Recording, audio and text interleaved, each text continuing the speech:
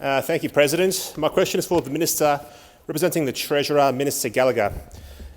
Minister, we pay around a third of the price of our fuel is tax, around a third of it.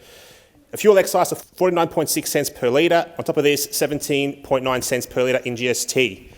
And that GST is also charged on the fuel excise amount. Essentially, it's a tax on a tax, so to speak. Now, is it fair that hard-working Australians are being slugged with what is really a double tax, Minister, when they go to the fuel bowser? Thank you, Senator Babet. Minister Gallagher. Thank you. Well, I know there's a lot of opinions about what is fair and what is unfair when it comes to tax arrangements, but the fuel excise arrangements have been a long-standing line of revenue that essentially goes to fund states and territories' road infrastructure. So there, and you can look through the tax arrangements across government to see where raising revenue then goes on to deliver services and infrastructure. So that is an important reason behind the fuel excise. Under those arrangements, there are standard indexation arrangements that are applied, which come into effect. But we also need to ensure that the transport infrastructure, that the roads and services that are needed are able to be funded. That they're the arrangements that are in place. We haven't changed them. The last reduction, I think, ended in September 2022 when the Liberal former government legislated for those arrangements to end. And whilst, I think a lot of people come forward with ideas about where you could, cut taxes or reduce revenue to government, there's also a growing and increasing need to provide services and make investments across government. And the top 5 of them, of course, are dealing with the increasing interest charges on the debt that we inherited, on aged care, in NDIS, in defence. Those are and in health. They are very fast-growing areas of government, and governments need to collect revenue to fund those. If we don't collect it, then you have to start cutting back on those services, and I can't see in any of those 5 areas opportunity to cut investments. Thank you, Minister. Senator Babet, first supplementary.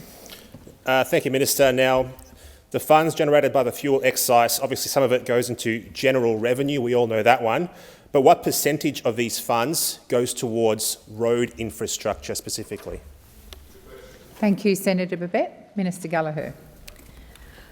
Look, I'll come back if there's more information that I could provide, but it's over $1 billion was credited in the 21-22 year for the fuel indexation road funding special account for payments to states and territories. So that is, and then of course we fund other infrastructure arrangements with states and territories, including road infrastructure through other investments through the infrastructure portfolio as well.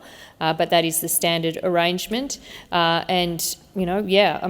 think everyone realises that, revenue going into consolidated revenue goes to fund all of those other areas that the federal government is responsible for, whether it be defence, whether it be immigration or home affairs, whether it be cyber security, whether it be in aged care or health or environment, or, there's no shortage of areas where there's vying competition for funds out of consolidated revenue. And Thank you, Minister. The time for answering has expired. Senator Babet, second supplementary.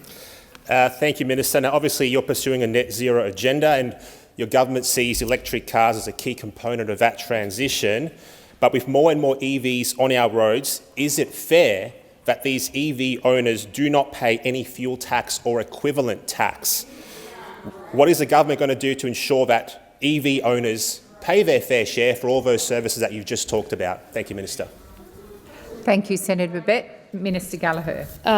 Thank you. And I understand, some state treasurers have been keen to discuss matters around that with the federal government, and I'm sure those, discussions will continue.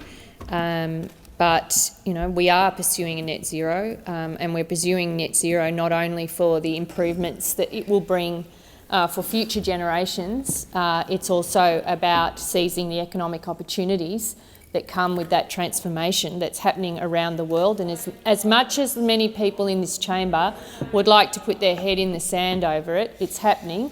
It's happening in global markets, it's happening in the money markets, it's happening across the board. Senator McKenzie. And we think Australia should be a part of that, and we should be ready to seize the economic opportunities that come with that transformation, whether it be in jobs, whether it be in exports, Senator Rennick and Senator and Watts. certainly for future generations, the improvement in energy and reliability.